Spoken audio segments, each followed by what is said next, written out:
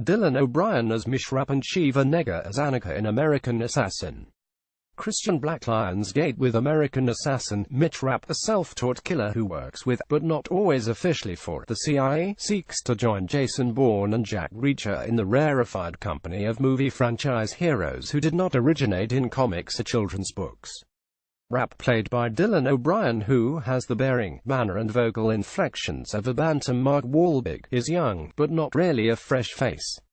We know his type pretty well. He possesses all the necessary skills but lacks the discipline that his employers supposedly demand. Conventional wisdom in his profession says that it's never personal, but for a guy like Rapp it's always personal. He may have a job to do, but he is also driven by long-standing grudges and unsettled scores. I'm not saying it's a cliché, but at the end of the day, it is what it is. Michael Keaton plays the grizzled veteran Stan Hurley. Christian BlackLionsga, the movie, directed by Michael Quester from a script by a team of blue-chip writers Stephen Schiff and Michael Finch, credited, along with Edward Zwick and Marshall Herskovitz, shows more skill than personality. There are fights and chases, punctuated by tense meetings and bouts of intense laptop and cell phone use. We hop from one camera-friendly hotspot to another before settling in Rome for the final round of fights and chases. Since this is in effect an origin story, a certain amount of time needs to be spent on explaining how Rapp arrived at his vocation and showing how he was trained in it. The explaining is perfunctory. Terrorists killed his fiancée on a beach in Ibiza the day he proposed to her. The training is more elaborate, since it involves Michael Keaton. 25 years post-Batman, Mr. Keaton has re-emerged as the go-to wise, grizzled veteran of whatever you need him to be. A wise, grizzled veteran of car racing, Need for Speed, the newspaper business, Spotlight, Hollywood itself, Birdman. Here he plays Stan Hurley, who is putting together a top-secret Black Ops program called Orion.